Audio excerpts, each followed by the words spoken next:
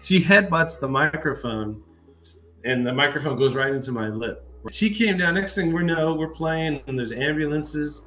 Um, Buckets of rain come down. We're looking up at this tiki hut and thinking, why didn't they put some damn tarp up there? All you had to do was lay some tarp.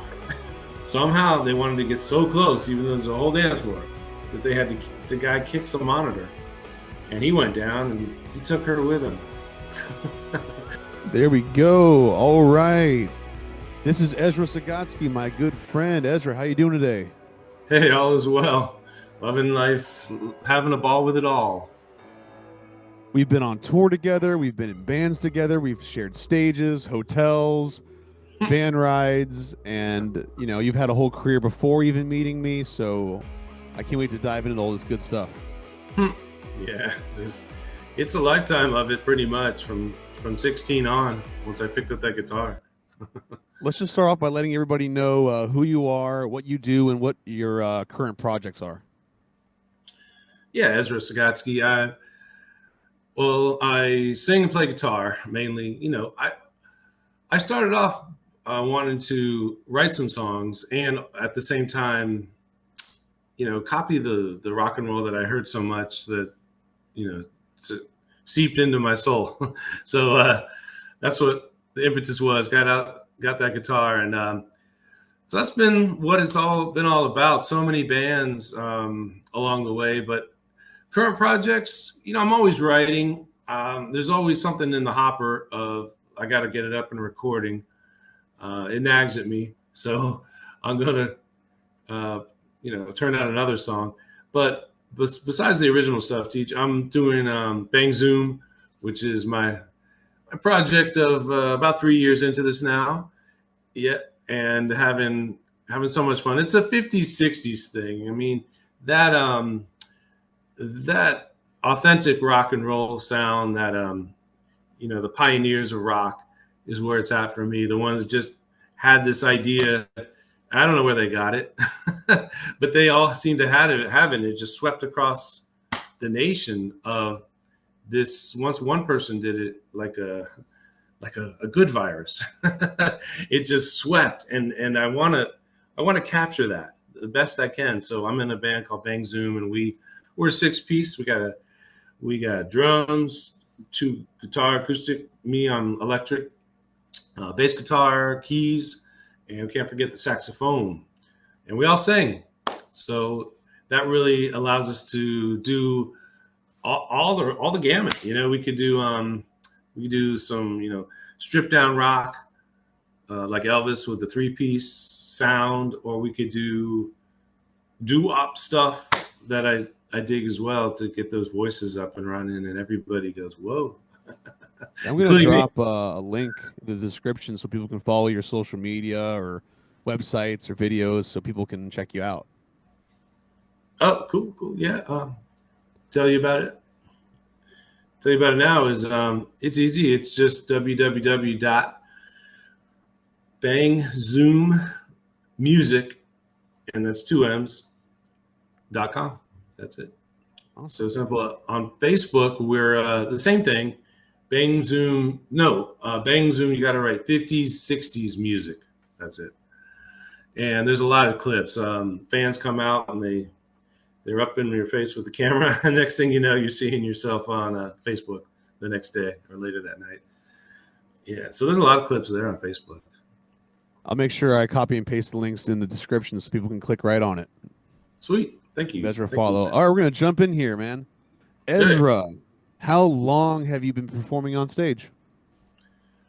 Well, I didn't know there was going to be math. You didn't say there was going to be math.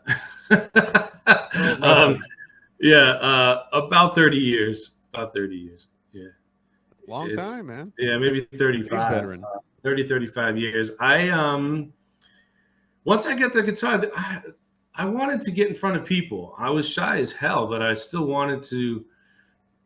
I went to the open mics, and I'm drinking and I'm seeing the people performing, and I thought to myself, I could do that. I could do it. And I had confidence in myself from the start, the singing part. So I just needed something to accompany myself with some chords. I went for it. So about that long. Yeah. Yeah. I got to know, man, what's the furthest you've ever traveled for a gig? From Florida to Boston, I haven't gigged out of the country. I haven't been in a band that's done it that had all that kind of free time. Um, yeah, with you, too. Up to well, that was the second furthest. We went to D.C. area to Virginia. Yeah, we Second drove, furthest. man. Didn't fly, we drove. Yeah, we do. First furthest was yeah, Boston area to do my Buddy Holly act and Beatles. We did that annually, but that's that's it. I don't know so many people out west, even though I stayed there for a while. But to do a gig out there, and I haven't really been in a touring band beside yours. This was a specific thing to catch my uncle, who's in a social group that has a lot of musicians.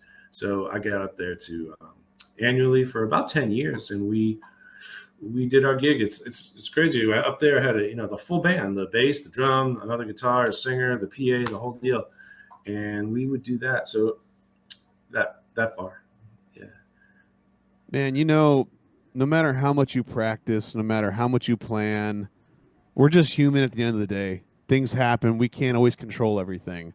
sure, So, Ezra, have you ever had any embarrassing moments while performing on stage? several, yes, yes. Um, Sometimes stuff just craps out on you, you know. Man, I can think of a few, including your voice. you know, so you kind of have to rely. And that's not the reason that I'm in such a large band because I don't always expect that to happen. But it is nice to have some background singers that Sure. can just sort of jump in and fill the part if they see your voice cracking, or sometimes you put everything into a note from the song before, let's say, and like what do you call it? Twist and shout or something, the way Lennon did it, and just tore his throat up. I do that with a couple songs, and then next thing you know, you don't have much to go on. So that's embarrassing. I don't know. I was trying to start doing the melody line on my guitar for a bit. That or guitar gone. I mean, especially when you're about to do a solo, and you look down and everything's working. You do a quick glance. You're playing. All systems go. All the lights are red. You're ready to This do it. cable was just working a minute ago, and all of a sudden, the big moment, it just dies out on you. It's as if it knew. Yeah. Yes. What do? You play the air guitar. Just fake it right through it. Yeah. Until the song's over, you figure that shit out. Yeah, that kind of thing. So yeah, it goes down. It happens, right? We're all human, and man, you just got to get yourself through it. At a show, have you ever had to push through an illness? What's the most sick you've ever been while performing? This one stands out. So I was talking about Boston earlier, right? Well, everybody at the end of the show just pat me on the back and said, good job making it through. Somehow, I don't know, like a supernatural force can kick in sometimes. There's a lot of factors. I live in Florida, so I go up to a cold climate, and we're doing that. I used to do it in February, which was just mad because I wanted to be the purist, Buddy Holly purist, when the plane went down February 3rd ish. Maybe not on the 3rd. What if that was a weekday? We did it on a weekend. But I go up there, you got to take the plane ride, Deej. Your ears are clogged. You get off the plane. It's 50 degrees lower than when you left. You're never ready for that. When you go outside, your body has to adjust. Next thing you know, the gig's two days later. I get there Thursday, the gig's Saturday because I want to visit my uncle. By this time, I'm plenty sick, and I can't. I did this. This happened once or twice, but I remember once I was thinking, how am I going to pull this off? How are we ever going to do this? I'm sitting here and I can't even hardly talk. Well, hot tea, lemon, and you go on, and I can't even explain. Like I said earlier, supernatural force must have taken over because I'm sitting there with a microphone, and somehow I'm singing. It wasn't as good as I wanted it to be, but some people didn't notice. The band sure knew because I told them beforehand. But you trudge on, man, and and that was rough, very rough, and I can still think of it right now. I can conjure it up at this moment, thinking about how rough I had it with a sore throat. Made it through. It's tough, you know. It's like, is it the show must go on, you push through, or you cancel and play it safe because maybe people get upset at the performance? Well, if it was locally, I'd probably cancel. I would have canceled that gig. Thing is, this was their yearly event, and it was in Boston, so there's no there's no canceling really. Oh yeah, there's no pressure at all. Yeah, no, Yeah, totally fine. right, right. Everybody paid money for tickets already. We Oh yeah. usually sold 100 tickets around, so I don't know what to do. I don't want to disappoint anyone if I can. If I can't disappoint them, so I like the show must go on, man. But if it was local and as sick as I was with sore throat and the cold and the ears clogged, I would have canceled. Then I would have said, let's Oh just yeah, do it. man. Let's find I've another had date. sold out theater shows where I've had, strep throat or a cold, just feeling like hell and like, no, you can't cancel. We sold whatever 500 tickets, 1,000 tickets. You get out there. It's like, yeah, no pressure. Thanks. I don't know. Somehow it gets pulled off. They, we all have our standard, right? And we know how we're supposed to sound. We're we're the musician, but the people walking in off the street, for all they know, that's that's what you do to all the how you sound all the time. So you kind of put one over on them. And meanwhile, you're thinking, come see the next show, and you'll see what it's really about. Yeah, nothing to be nervous about, right? Jeez. Speaking of nerves, what show made you the most nervous before going on?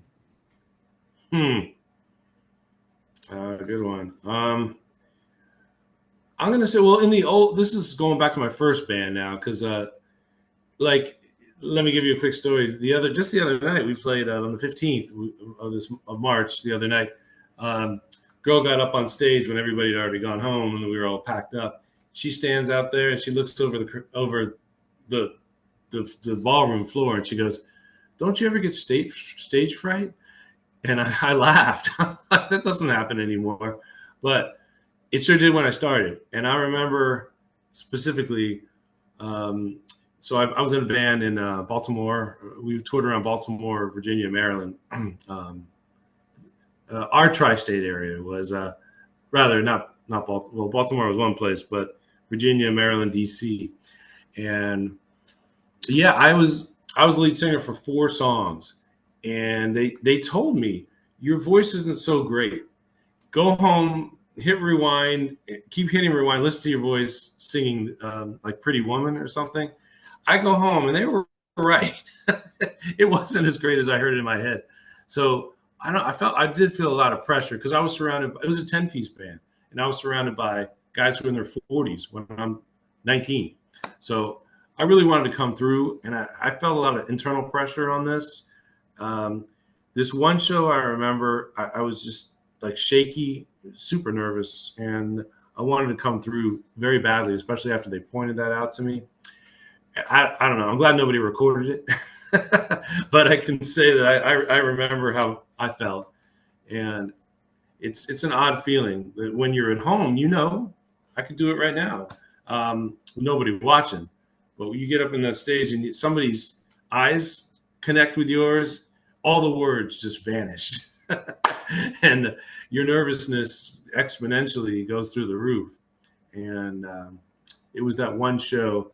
I don't remember exactly where it was, but one of those three places with that band. We're going back to about 90 or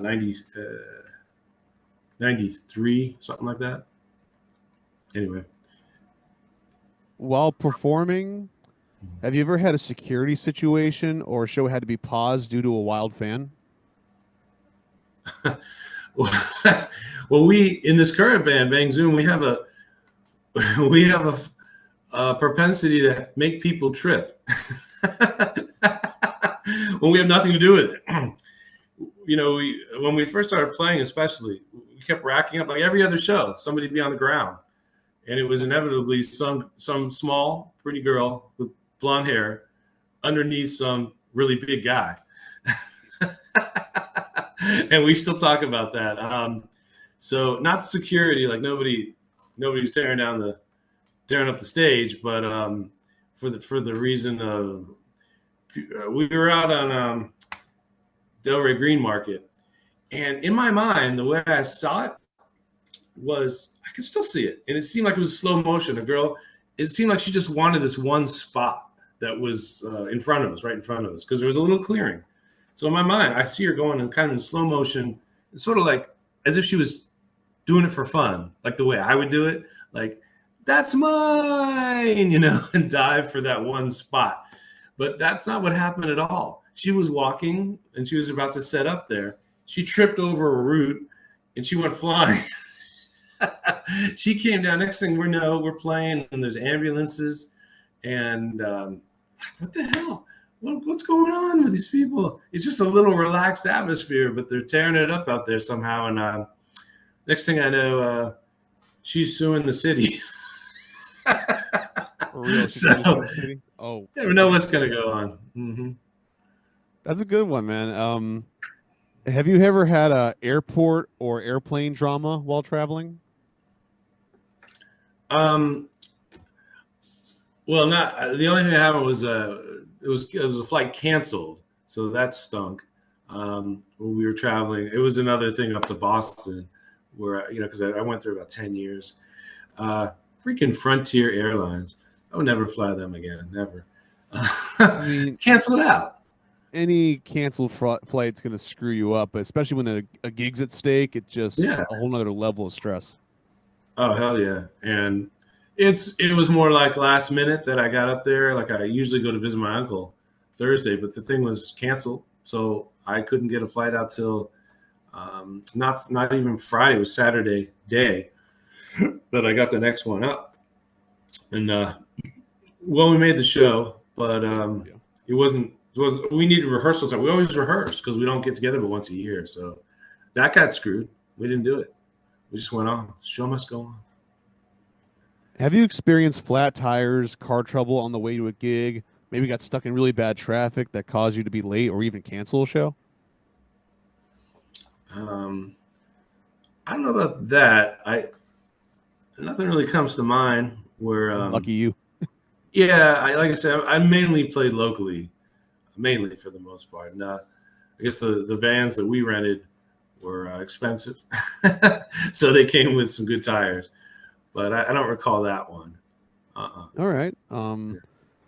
Have you ever gotten hurt on stage? Oh yeah, yeah. Oh man, I'm laughing already because I can remember it so well. Some people drink to excess, Teach. Some people do this. So I'm standing here. A microphone like the one that's in front of you now could become a weapon. I Yeah. don't know. Yeah. I don't know if the viewers know this. You'd It's only know solid, if man. you, This is a solid tool. man. It's a couple pounds. So I'm standing here playing, and just picture the mic stand.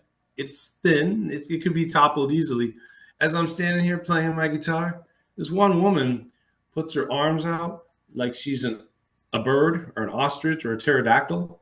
She looks at me square in the face, right in the eyes, just right dead in the eyes. And I'm thinking, what's going to happen next? This woman proceeds to just like run at me like an ostrich or an emu, like in a Lion Country Safari. she she headbutts the microphone, and the microphone goes right into my lip. Right, Oh.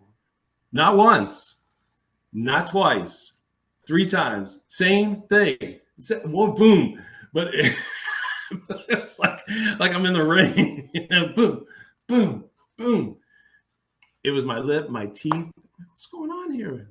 I That wanted hurts, man. I've to. had it where it bops you in the teeth maybe before. That hurts, man. Yeah, yeah. Usually that's our own doing, right? Like that's something we Mine might was. do. Yeah, it's happened a few times, right? Maybe step on a cable or step on the base of the microphone stand and it pops me in the tooth. And I'm like, "Oh Mm-hmm. man, I hope I didn't just lose a tooth." And it hurts, man. It's a stinger and you're at mid song, mid singing and you got to recover for a second. Yeah. Kind of like if you choke on something, like you swallow wrong or choke on water, or you Oh maybe yeah. you gotta like like maybe belch or something, just in the worst time. And people were like, "What's wrong with him? What was he doing up there?" You're just fighting your own battle, you know? Yeah, right when you have to hit that high note, especially. Oh yeah, always the big time. There it is. How about this, man? Have you ever had any crazy weather delays like lightning, tornadoes, or snow? Yeah, yeah, yeah. We did. I mean, here in Florida, we get our well, of course, we get the hurricanes, but before a hurricane, there's the tropical storm, tropical depression, whatever you want to call it. Yeah, we were supposed to play at on the beach actually. Jeff and I, before we got Bang Zoom up and running with the full six piece, it was the two of us. And damn, if we didn't get it was the thing was ultimately canceled. I mean, you looked outside, and I'm on the phone with the agent. He wanted us to go on, and it kept getting darker and darker. From where I was, of course, the beach was whatever half hour away, but it next thing I saw hail, hail outside. And I said, I'm not doing this, man. And I said, I was whatever the consequences are, but we're just not going on. It wasn't delayed. It was canceled. There was no plane in that, but it was up to the last minute. I remember playing out in the rain with you a couple of times.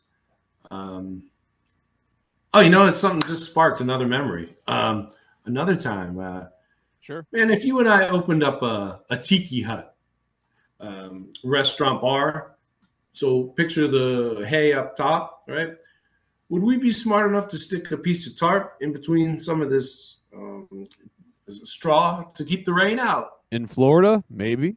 Yeah, maybe we might think about that. Well, we played at a place that didn't, so yeah, we had to cut it short.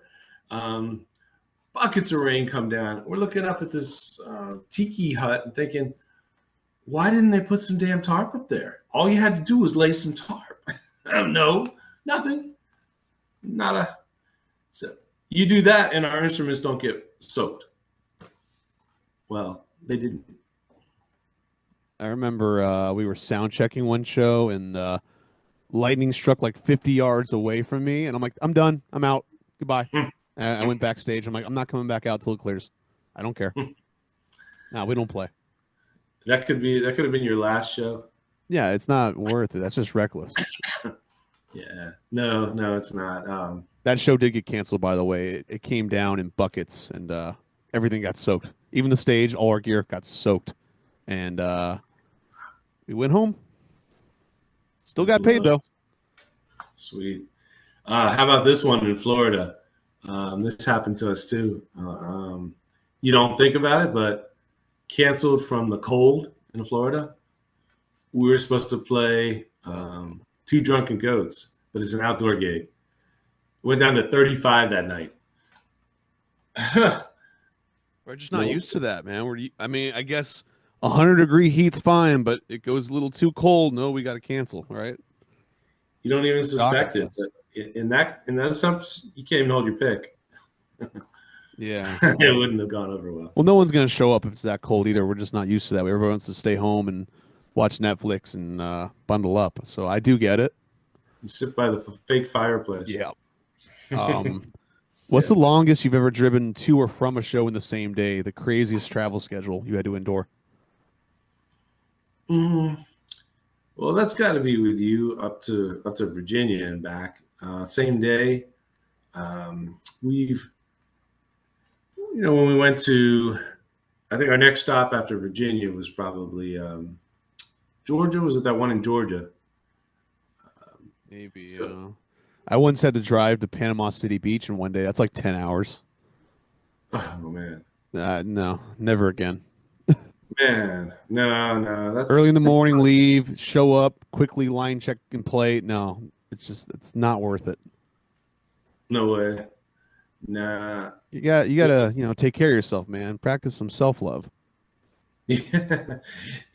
Yeah, I mean, if you're gonna book your tour, I would say book it 2 hours away from the next gig, right? Because you don't want to be stuck with all these other crazy cats in your van. God forbid you hit some traffic or something. Like, you're not going to make it, man. 10 hours in a day to drive to a gig's too much. Agreed. Agreed. Um, have you ever had to change plans last minute before show? Maybe someone didn't make it or something broke. Yeah, unfortunately, someone broke. Unfortunately, our bass player that we had for a gig that was in Lake Worth, he unfortunately he died. We found out. We practiced, we rehearsed. It was a kind of a pickup thing, but I got hired after doing open mic, and I told the person, I'm going to get a whole band together because I didn't want it just to be me and my acoustic guitar. I already know how I sound. I could do that in my living room. So I wanted harmonies. I wanted to get the full band sound. So we got recommended a bass player. Unfortunately, we were sitting there waiting, and we're waiting, and we're waiting. And somebody rolled up in a car, just rolled his window down. I didn't know who it was. To this day, I have no idea who it was. And he said something like, "Are you waiting on this guy?" I said, "Yeah." He goes, "Well, unfortunately, he had a heart attack.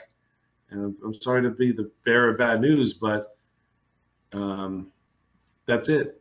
So there was no bass player for us that night. Anything could happen. Anything. Anything. God, you never know. Things you wish people understood about musicians and performers.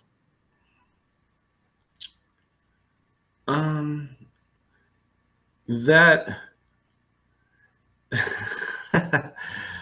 first thing comes to mind is that I guess we're average people too. And if you were a person just walking down the street and somebody put a cell phone in your face to film you, you might stop and say, "Why are you doing that?" Or you would react instead of keep walking. You would say, you would react somehow, like, "That's weird. What are you doing?"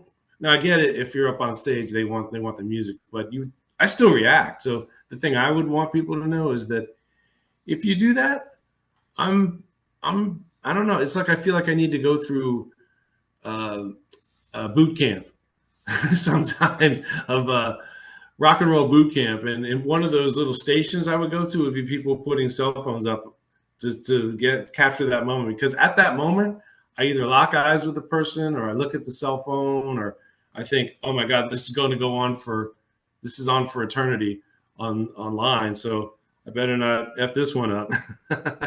And I'd like people to know that we're people too, and maybe that try to be more discreet than Yeah. that.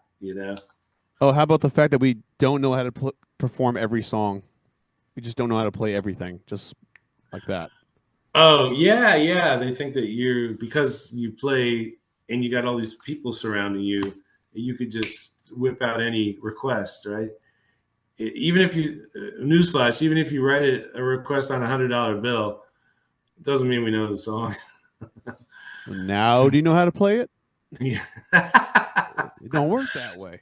No, I can picture how it might go, but we need a little powwow in the back, in the green room first. What are some of the most interesting accommodations you ever received for a gig? Whether it was food, hotel, gifts, special access? Mm, let's see. I gotta think Did about anyone that in the one. audience ever give you a present or a gift that was surprising? I can't think of that one. I would say that we've got some just food in general. Like, you might think that you're playing a crappy place. We played back in Virginia, and they surprised us with a gourmet whole spread that was catered for us. But we thought we were gonna get fed it all, and then boom, come backstage before the show. They really took care of us well with some local caterer. Hey, man, I always say you feed the soldiers, that's how you win the war. For sure, it's boosts morale every time. How about this? Other than your equipment and gear, what are some of your must have items that you always bring to your shows?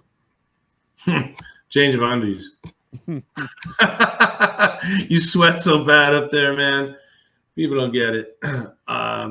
Even if you have a fan, I got underwear because, like, I don't know, my girlfriend's usually hanging out with me afterwards, And I didn't always do this, but I thought, damn, I wish I had underwear and socks because they're freaking soaked. So that's first two things I could think about. And you already said gear, so not gear, but I bring even though I don't really rip it up to the point of strings breaking. I always have a spare um, strings, a set of strings, and clippers. Yeah, yeah, too. Pepto Bismol, Tums, Yeah, yeah. It's good to have. Gatorade, Florida, Yeah, for especially sure. outside. You gotta be hydrated. I always bring cranberry juice. Yeah, That's my good thing because throat it coat. Yeah. works on the throat, works to hydrate you. I'm always with that. I guess I just think of it as part of my gear, so it didn't jump out at me Sure. because I always bring that. All right. What's the funniest thing you've ever seen on stage or out in the audience? Yeah. People who can't dance worth the lick We got to look at cracks me something. up. Was that? We got to look at something. Keep us occupied, right? Yeah, or you could see the hookup happen, or people get rejected for a slow dance. Like it's not all that common, but when we hit a number and you see the guy go to approach the girl and then turn around, like, oh, did y'all see that? Crash and People burn. watching, man. Being a musician is great. People watching. There's some funny people, man. Whether they're dancing, fighting, falling down, acting silly. We want to see them have a good time, but it can be funny sometimes, depending on who you got. Yeah, well, like I was telling you about these falls, we keep reliving them every now and then. Our band will talk about that. How this one girl, she was so young and she's dancing with this. It was like a setup almost. Like she set herself up to fall down. This guy was huge and he was much older and he was creaky to begin with to get to the dance floor. It was if it was her grandpa and it was like a cute thing. I don't know that they were related, but I never found that out. But they're dancing, they're dancing. Oh, and you got to put your monitors down on the floor. So somehow they wanted to get so close, even though there's a whole dance floor, that they had to. The guy kicks a monitor, and he went down, and he took her with him. So we laugh and we laugh and we crack up, but we find out the damage later. But it's funny at the moment. What are some of the most unusual places you performed at? Hmm. Let's think. Um, Place you wouldn't even suspect. I gotta think. Well, on my as a solo thing, I would say I played every type of act with a band by myself. When I'm by myself, sometimes you don't think that they're gonna. You think you'd be on the center of attraction, like in a restaurant or something, and then you get there to find they put you in a place nobody would even suspect to even turn their heads to see a performer. Like, like this might be where the focus is, but they put you by a tree, or you're being you have the obstructive view from the tree, the fake tree that's off the side, and you think, what are you doing here? What are you doing putting me here? But hey, it's not always in your say so where you go. They just kind of put you where they want. All right, we're back for part two. Okay, so continuing, Ezra, what's the biggest crowd you've ever performed for? Ah, so nothing's quite met that band shell experience up there in Daytona Beach. Usually, you see the band shell facing, running, let's say, perpendicular to the ocean, but this one goes parallel with the ocean. So as far as the beach can go, the crowd could go. And the city said something like 5 grand that day, 5,000 people. That's extraordinary, man. I played, hundreds, and that is always wow. We played for hundreds, maybe 1,000, but this was 5 grand. So that I remember that show you were late on stage. You had to run through the audience, something like that. Yeah, I was with a girl, and I remember this. I almost crashed my car. I remember that. I was so in a hurry. I don't know what I was like with a girl. I guess when girls come into the story, that's just okay. They're worth it, but usually there's I don't know making out going on or last minute stuff going on or there's another you're on another person's schedule too. So I remember coming late and I took my foot off the accelerator and I thought that I'd already parked the car. I let the car go and it kept moving and she just screams out Ezra. I caught it at the last second because it was a concrete parking garage. I remember it was about to go into one of those concrete cylinder blockades. I stopped on it the last second, got my stuff out, my gear out of the car, and hauled ass up there. I don't know. I mean, I'm not usually late for that kind of thing because it was huge, but hey, Yeah, it was. we pulled it off.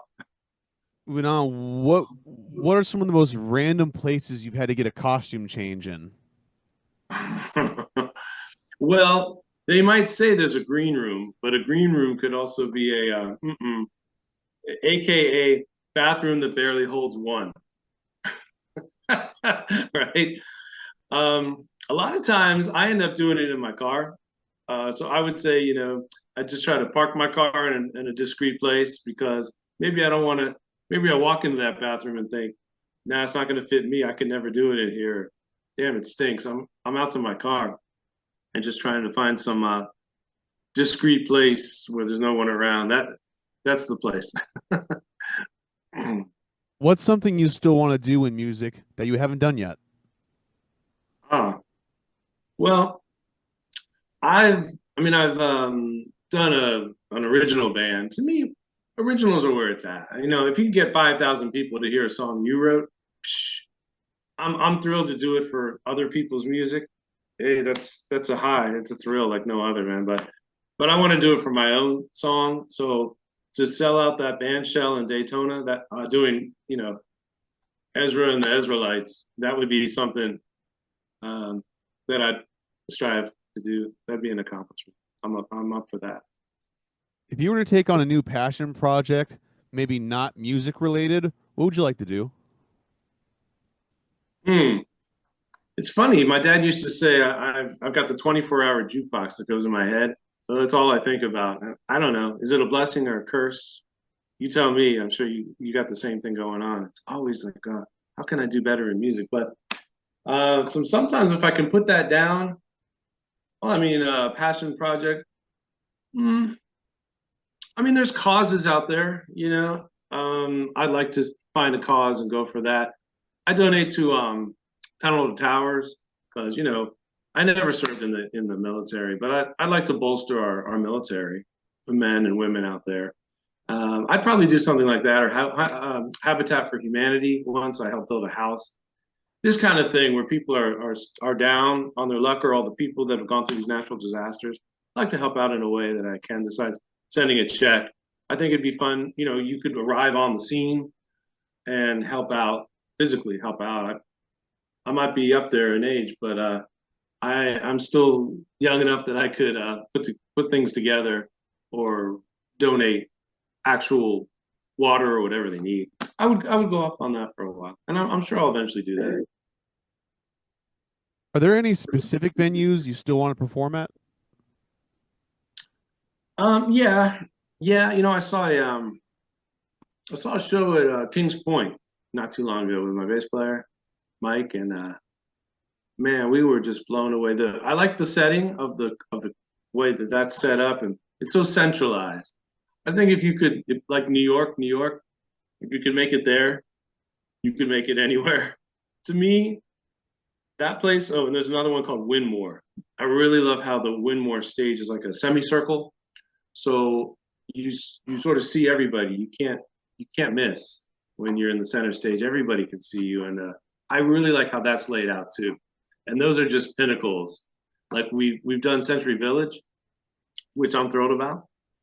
Can't wait to get back there. Thank you for recording us, videotaping us, Steve. You're the man. You really came through. And these other two places I just named they're about 1,000 seat arenas too. to get up there, I want them full though. I want to do it in season. That would be when I, not just to do it, but to do it in season. Because when you play off season, that means only a third of the seats are going to be full. I would love to see the full stadium. This was kind of cool to see a person everybody knows in your audience watching you, and that's another thing earlier. I forgot about this one that made me nervous. So remember how Sonny Bono was a politician from Sonny and Cher? Oh, So, yeah. so I played in a Beatle cover band in D.C. and we played at a place called Dean and DeLuca on M Street. I'll never forget this. And I'm standing there, and George is next to me, not George Harrison, George, and he goes, "Hey," and he elbows me. "Look who's over there watching us." Sure enough, Sonny Bono. He was just standing right there in the crowd. For sure him. And I was like, "Oh man, that's him." And your heart starts to go like, "Oh, don't mess this one up," because he's standing right in front of me. But that was a cool experience. It jumps out. My first, I don't know about accidents or anything, but I think a real highlight for me was the first gig I ever played with a 10-piece band that I got involved in. I wanted it so bad, and I had to get involved in that band. Wolfman Jack was there. That was he ended his car show, and he introduced our band. But that was a highlight. I mean, he's the one I used to grow up listening to. He was around the '80s too, not just the '50s and '60s. But a true highlight for me. All right, Ezra, here, last question There you before we wrap things up.